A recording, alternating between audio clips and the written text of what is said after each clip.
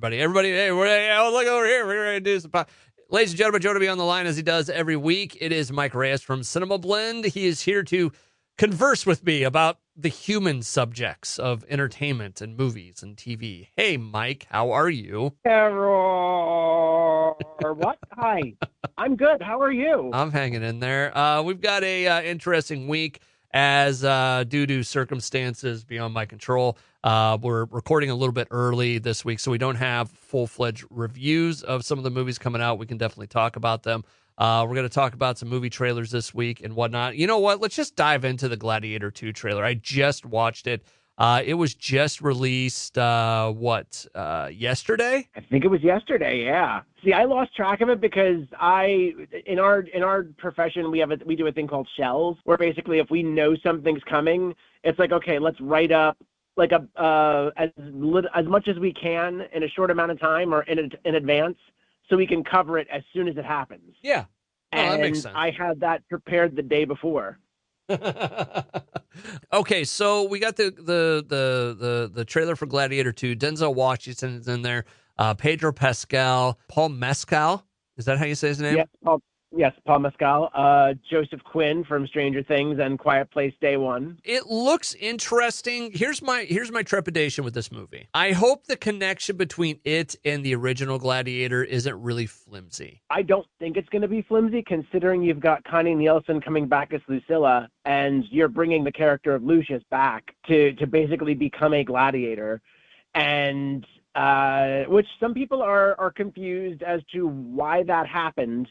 And I will shout out a competitor right now. Screen Rant has an interesting article about an earlier draft that apparently highlighted Lucilla sending Lucius away so that way he wouldn't be in harm's way when her brother started, taking things over and being a bastard. That is my one worry about this. It's almost it's been so long, it's almost like just make a new Gladiator movie, or the connection between the two better be really good. Yeah. And look, it looks cool. Don't get me wrong. It looks cool. But it's not the Gladiator that we could have had if Nick Cave's crazy draft was made and we saw Maximus fighting as a reincarnated and fighting through various wars from the Roman Empire to today. I had heard at one point that there was going to be one of him fighting in the afterlife. Well, I think that was the one, unless that's another draft that there was. But basically, he was going to be reincarnated and fighting through different combat scenarios and winding up in the modern day as a general at the Pentagon. That's kind of interesting. I'm not going to lie. As far as back goes, I would love that. The idea, if they would have done a Gladiator 2 like closer to the original one, I think it would have been cool to see him fight in the underworld. Yeah. I mean, if they really wanted to, they probably could have done that, because, I mean, he is talking about Elysian Fields enough that there is sort of a spiritual afterlife component. But I think that might have been a little too weird for most of the people who went out and enjoyed Gladiator. So I am very excited about Gladiator 2 because Denzel Washington is stealing this trailer. Oh, yeah. And Joseph Quinn, Eddie from Stranger Things, looks wonderful as one of the brothers who are co-emperoring Rome. Which looks like it's about to fall. I was thinking about that. It would be kind of cool to see the last event at the Colosseum. Yeah, especially because now there's water. There's really now a rhinoceros fight, which, if I remember correctly, was either a rhinoceros or a tiger, or both of them were considered for Gladiator 1. And there was like a whole scene filmed, and they were in the middle of doing effects, but they never finished it. But there was going to be like some sort of animal fight between gladiators and creature. Now we got it, baby. I could tell you where I saw the original Gladiator. Where'd you see it? Marshalltown, Iowa. It was and I don't know if the movie theater is the same name as it was, 20 years ago or whatever it was, but it was the Marshalltown Plaza 9. I think I went to the Lowe's Theater Brick Plaza 10 in Brick, New Jersey, because that was where my father and I and my friends would go see most of the big first run releases, because the other two theaters in town, which used to be first run, went to second run once that sort of became the big game in town. So I think that's where we went. Yeah. And I'm pretty sure, if I remember right, because I haven't been to the theater in a while, it was kind of a goofy, Like, it didn't look like the entrance to the theater didn't seem like the entrance to a theater. So it was What did it feel like an entrance to? it was just like, it was kind of on like the back of a strip mall and stuff. I liked the theater as I recall, but yeah, the like, I'll have to send you a screenshot of it. It's pretty awesome. So, Mike Reyes from Cinemablend on the line with us. So we'll probably get more. When does this come out? November. Let me double check. The guy that just watched the trailer doesn't know that it comes out November 22nd, but I do apparently. Yeah. Okay, that's what it was. It was like on the back of a strip mall, and there's like a loading dock looking type thing close to it. You want to go see a movie, kid? You kind of, in the Google map picture, like the street view, it has like crows flying over it, so it looks very ominous. Oh boy. Hold on one second. I'm gonna take a picture on my I'm gonna send it to you real quick so you can Abandon all hope, ye who enter Monkey Bone. It's a little like that. I just sent it to your messenger. Look at that real quick. Okay, I'm going to take a look at this. Pasting something in. That is really interesting. You know what? It's not terrible. I've seen. Well, no, I've. I'm not saying it like a loading dock. Again, like if you look around on the Google thing, it's the street view. I see those birds. It just seems ominous for some reason. But anyways, Mike Reyes from Cinemablend on the line. We'll keep tabs on Gladiator and see what happens with that. Over in the realm of movies that are coming out this weekend, there's some interesting ones. You've seen one of them, but we've got a couple interesting takes. Let's start with Fly Me to the Moon, because this seems like something that I don't know why, but I would be up my alley. I really don't know what to expect from this movie, and I think we've talked about it before, because the whole thing is it's basically Scarlett Johansson and Channing Tatum are falling in love, and they're running the moon landing, and are they going to have to fake it? And just, nah. I don't know. I mean, you did a good job setting it up, but it's an interesting idea that, usually everybody's fighting the idea of, the moon landing, was staged. To have a movie where it wrapped in a romantic comedy where the idea is, okay, we may have to fake this. How are we going to do this? That's a kind of an interesting concept, Yeah, and right now it's 71% fresh with 62 reviews. So okay. I don't know. We'll see. We will see.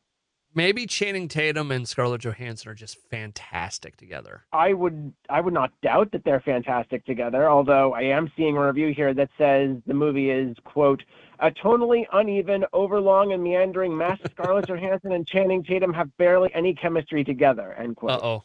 That's not good. You know what is kind of funny about it? It does seem like a movie that should be one or the other, like romantic comedy or, movie about faking the moon landing, It's ambitious. I'll give it that. It is ambitious, and that could be the thing that maybe makes it work. I just don't know. Okay. I'm kind of interested in it. Mike Reyes from Cinemablend on the line with me. The other one that's coming out that is more up the road of the horror genre, if I remember right, is Longlegs, right? Yeah, which is 92% after 60 reviews. And these are all based on reviews as of Wednesday. I said, we are recording early this week. Tomatoes. Longlegs, what's this about? This is about an FBI agent tracking a serial killer with ties to the occult. Oh, this seems like the type of movie that should have come out in fall. I think it could come out at any time. It looks like first of all, it looks like a sort of Silence of the Lambs inspired movie, or at least like very similar to that. But you can release horror any time of the year. Horror is a consistent genre. It does well. Yeah. I don't know what the numbers are for Maxine from last weekend, but I think that did pretty well for itself. Which, by the way, after seeing Maxine, it was phenomenal. Real quick, actually, it makes sense coming out right now because in 3 months it'll be October and you can put it out on VOD. Yeah, like if it doesn't do that well, or if it does well enough, they might just cut their losses, or they might just decide at some point, okay, it did pretty well modestly, and at the box office we can have it on VOD for Halloween. No, absolutely. So this has Nicolas Cage in there. Who else? Micah Monroe, Blair Underwood's in it, which we got Blair Underwood as one of the guests on Overdue Rentals. In fact, we just dropped that episode the day we're recording. Okay, that's cool. Nicolas Cage is Longlegs, an elusive serial killer being hunted by the FBI. Makes sense. If you're a serial killer, you'd hope you'd be elusive instead of just, hey, catch me, I'm here. What are you doing? Here, catch me. Get me, I'm done. I did all my killing, get me. Can you imagine a story in Norm Macdonald as the most annoying serial killer ever? Like, they show his kill scenes and they're just begging him to like murder them so they don't have to listen to him anymore. Look, can you just be my victim already? Can you be my victim? Come on. Okay, fine, just do it. I'm done. Just do it. I don't care how you live anymore. I don't care how bad and gory and bloody it is. I don't care if they find my body. Just end it. I cannot listen to you talk about TV dinners anymore this afternoon. Which then becomes a prequel to Norm Macdonald becoming deaf on Family Guy. Perfect. Mike Reyes from Cinemablend on the line. The one movie we did see this weekend, The Convert. Yes, The Convert is going to be in theaters and on VOD this weekend. It stars Guy Pearce and is directed by Lee Tamahori, who you may remember from such films as Along Came a Spider, Die Another Day. Okay. And he also directed a film called Once Were Warriors, which we are going to also have on a future Overdue Rentals episode because we got him to talk to us about that film. The Convert is about a lay preacher who arrives in New Zealand in the 1800s, and he's in the middle of, some of the first English colonization efforts, and he basically becomes caught up in their efforts to have a relationship with the local Maori tribes, or at least a way. Well, he's there because he's supposed to be their preacher, and he just eventually gets roped into a much larger sort of scale, and it's a really good. Okay. Like the one, I would say if people are fans of Shogun, this is similar to that in the respect that it's not a white savior story. It's a man who literally comes over and gets caught up in the politics of the natives. And it's stunning. Guy Pearce is fantastic in it, but then again, I can't think of a performance I don't like from him. And it's just a really good, stirring drama that's gorgeous to watch, and you don't really see many movies like that at the box office, but we're getting it this weekend. Guy Pearce is one of those guys that he shows up in a lot of stuff and you kind of forget about him. And then he shows up and he's like, oh man, this guy's tremendous at whatever he does. This was such an honor for me because I got to talk to both Lee and Guy for Cinemablend and for Overdue Rentals. And Guy, they're both very generous with their time, very great people. Lee is a fantastic storyteller. He shared so many stories about how Die Another Day came together, and he has this really intriguing story about watching 9/11 news reports while he's in the offices of Beyond Productions while they're writing the movie. And it's like, okay, we're gonna have to change a whole bunch of this because of it. And then Guy Pearce getting like stories from him about him being tipped by an author as their ideal James Bond, and then also talking about how much he enjoyed doing Iron Man 3. I would love to sit with Guy Pearce and tell him the reason I've never seen Memento. And why's that? Okay, I'm gonna tell you, but I'm gonna cut it out. Okay. Okay, so you're just gonna cut this whole Memento story then? No. People are gonna hear this part.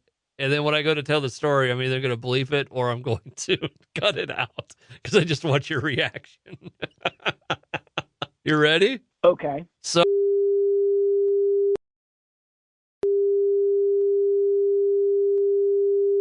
And I said, yeah.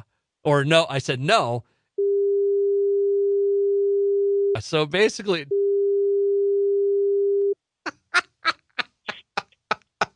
That's a good reason. Mike Reyes from Cinemablend on the line with me right now as we make our way through it. Over in the world of movie news and happenings, because that's kind of where we're at in this world. Kevin Costner's Horizon, the second part is getting pushed off, or what's going on here? So originally what was going to happen was Horizon, an American Saga, was scheduled for Chapter 1 to debut at the end of June, which it did. And then on August 16th, Chapter 2 was going to hit theaters. There was an announcement today that Chapter 2 has now been pulled off the release schedule. Uh-oh. However, that is because New Line Cinema and Territory Pictures, Kevin Costner's production company that made Horizon, have both decided that they want to give Chapter 1 more time to find its audience. I mean, while it has fallen out of the top 5 at box office wise, the film has made $23 million worldwide, and if I read correctly, the estimated budget for the first 2 movies is only $100 million, with Costner putting in $38 million of his own money to do like front marketing and other costs and what have you. I don't know how the actual accounting would shake out, but they are giving part 1 more of a time to find its audience. And I think that is a smart move, because Horizon is probably going to be a huge streaming hit.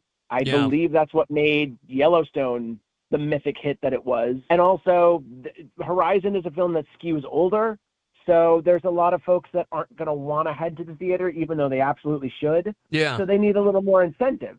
And if people can get part 1 at home sooner, they can perhaps be more motivated to go see the other ones when they hit theaters. Because this is a 3-hour R-rated Western that is not based on existing source material. So this is, it's not like you're dropping a Marvel movie here and it hasn't done well. It's like, this is a movie that has decent legs and can afford to have legs.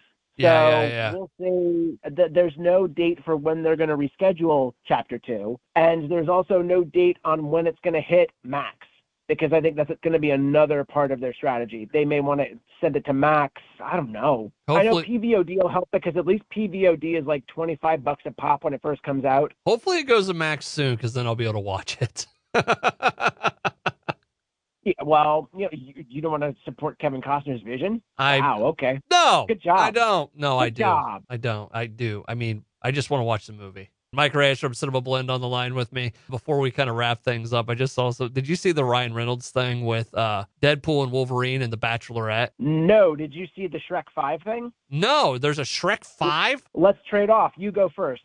It's just another, I haven't listened to it yet, but I was just piecing through it as we were talking there. And it's looks like Deadpool and Wolverine like getting ready for The Bachelorette or something.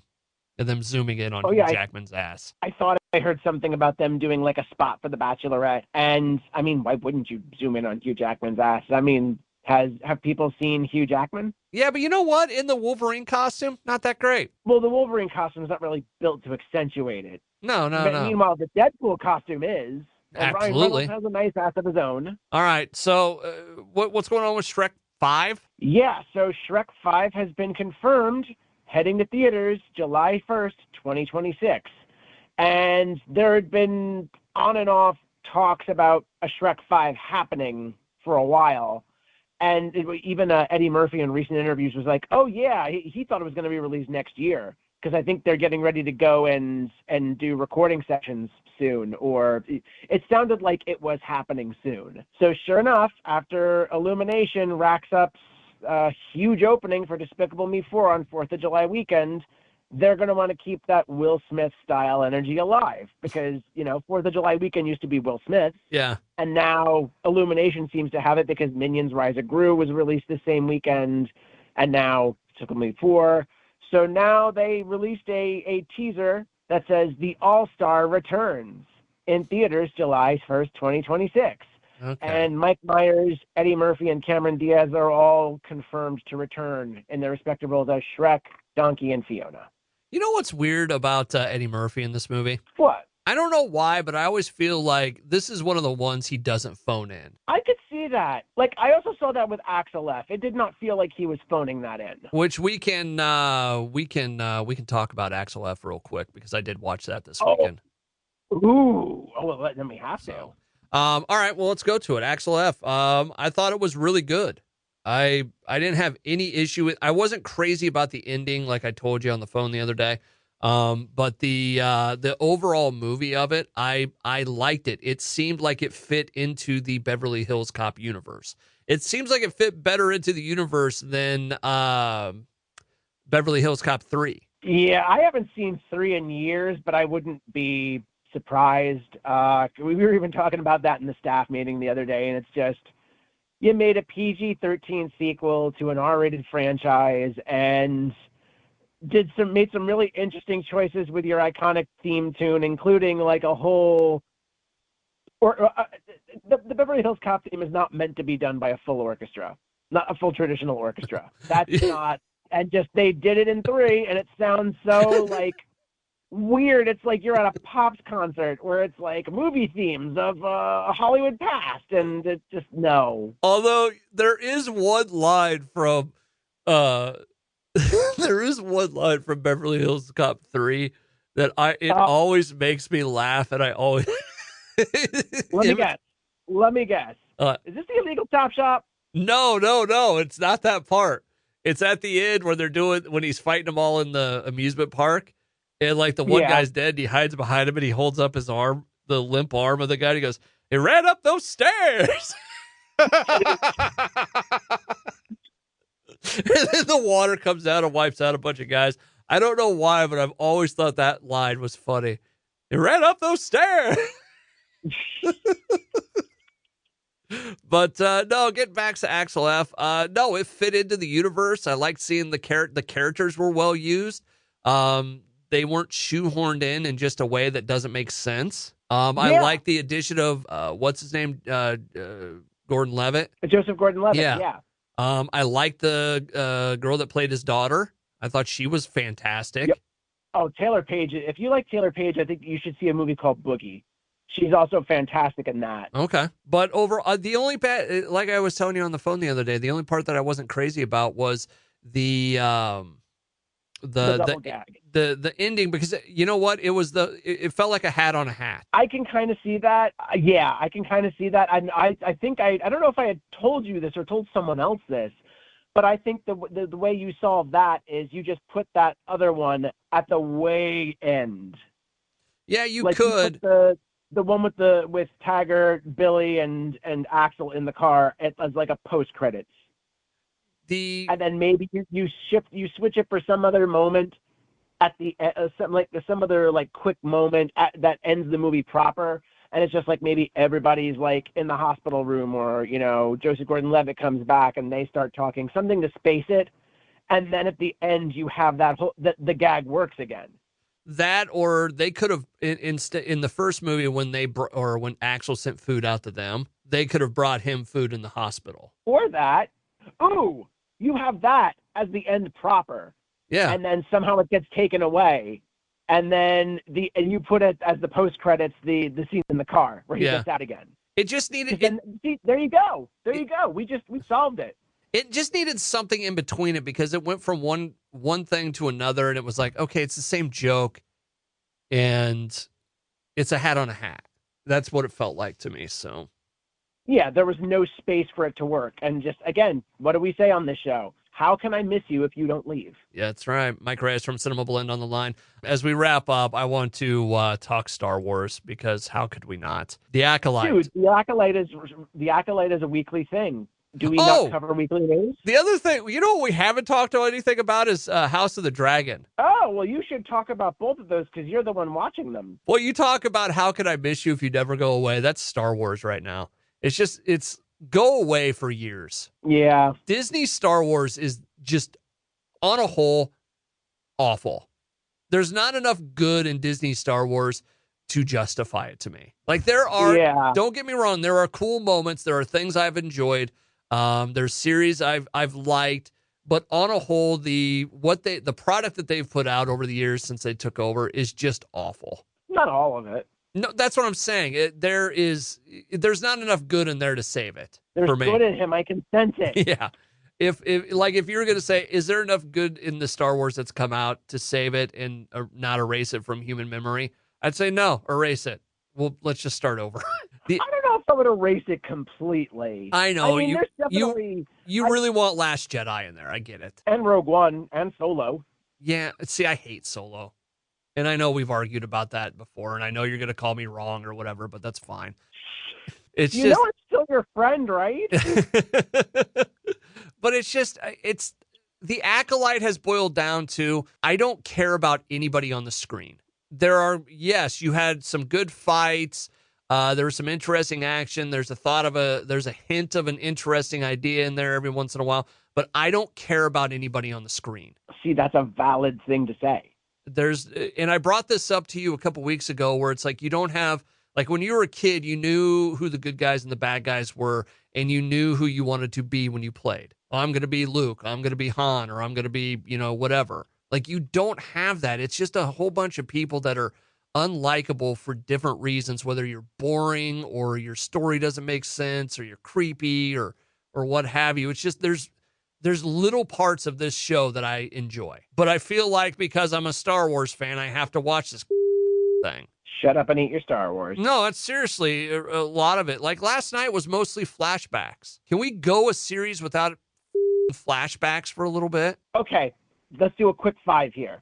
What are the 5 things, very quickly, that you would stop doing in Star Wars from this point on? You said, what was the first thing you just said? Flashbacks. Flashbacks, there's one. Twins? No, I think it's a matter of, like, we've tried to make the characters too complex. We've tried to add too much lore to it in a way that the other movie, and again, well, in the original movies, but it was good versus evil. Yeah. There were characters that were likable. There were characters that you didn't like because they were assholes or they were bad people. You don't need to give everything shades of gray. I'm not saying that you can't have it in there, but it feels like we're doing too much of that. That I will give you, because I was just about to refine my response by it's like, look, you can have shades of gray, but it can't just all be gray, gray, gray, gray, gray. And a very non-committal gray, too. Because if they just introduced the gray path already, and that's, I know I'm a broken friggin' record on that, but that's just a concept that the fans came up. That's a wonderful piece of yes and, where it's like, you can keep doing Star Wars. You just have to put a spin on it, and that's a good way to start spinning on it.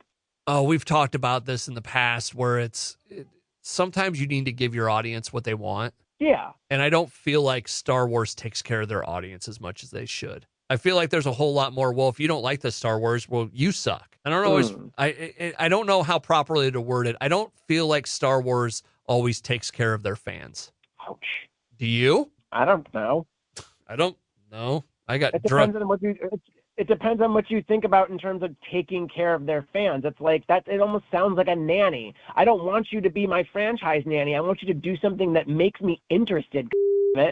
But that's what I'm saying. Like, it seems like the fans cry out for something, and it's going to be this whether you want it or not. And it seems like, because if you listen to everything the fans cry out, it eventually just becomes a thing where it's just a cluster.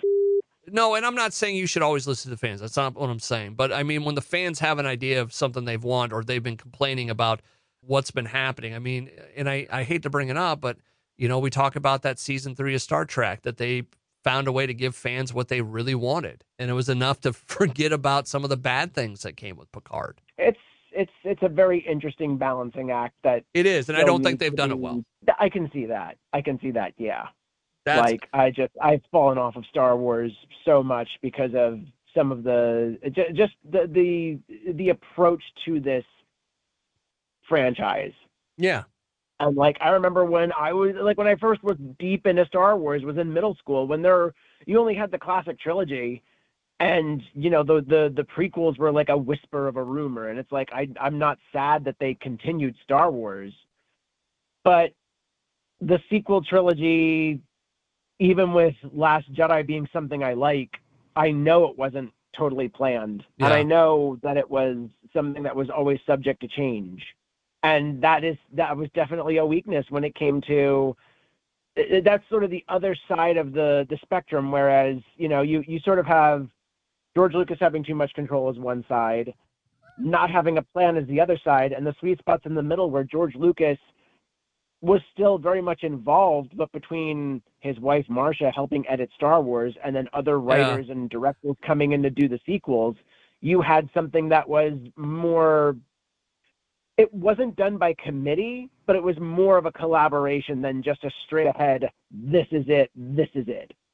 You know, there's a part of me that it tried to explain it. It's like, I feel like the officials of Star Wars are more likely to tell their fans to go themselves.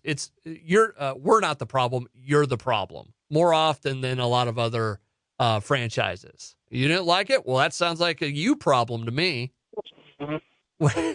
Where it like, I don't always think that they care about their fans. Like, you take, bring up Jonathan Frakes. Man, when you hear that guy talk about Star Trek and what it means and, how he looks at it and stuff, he cares about the fans. Oh yeah. And then even when you heard Leonard Nimoy talking about it, and Leonard Nimoy was another person who very much argued like, hey, guess what?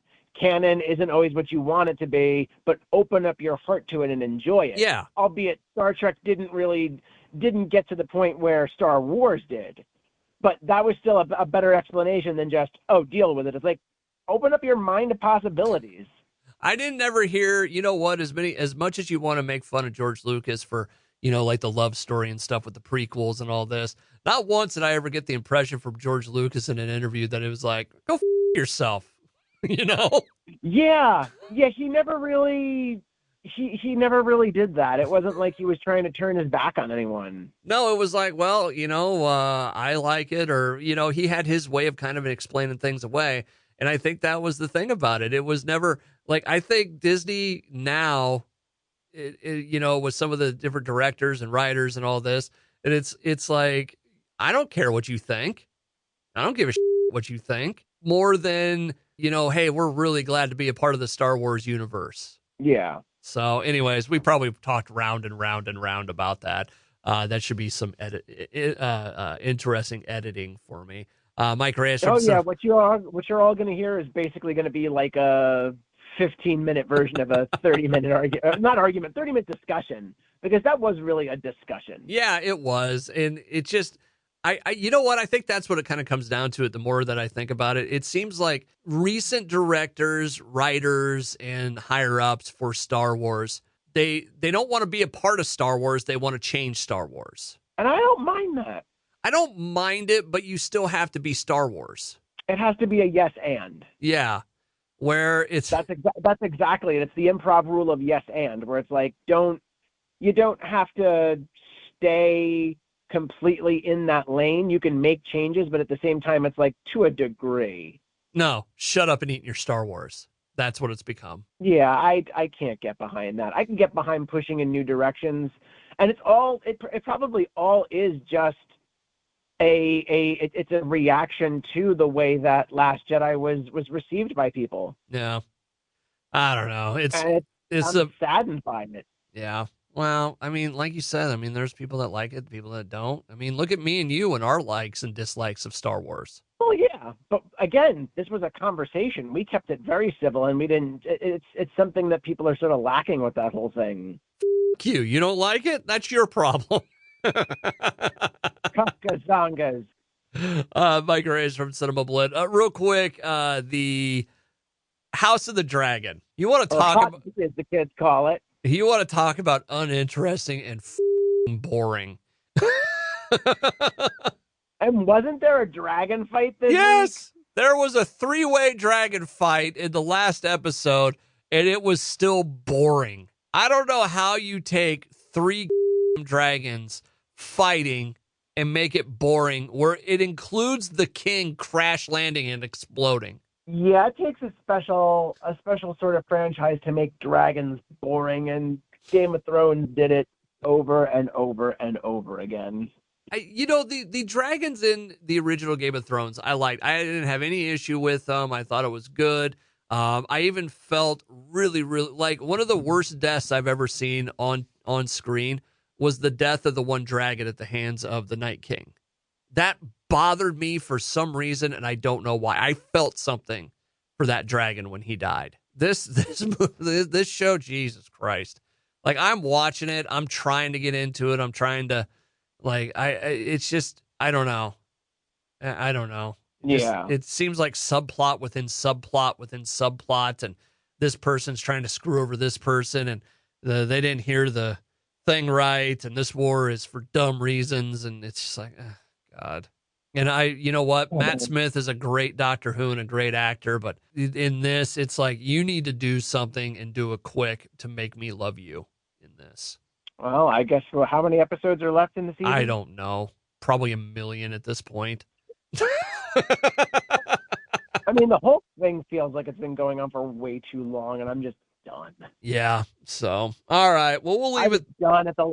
Yeah. yeah. Mike Reyes from Cinemablend on the line with me right now as we wrap up this week. You got anything else, or just get out of here because we've had two downer conversations in this last little bit? Done with Game of Thrones, and yeah, that's it. Go see Memento, people. Or go see The Convert. You know, that's out in theaters this weekend as well. Go see Horizon, damn it. Okay, we'll do it. Mike Reyes from Cinemablend joins me every week. Hey, buddy, see ya. Strength and honor!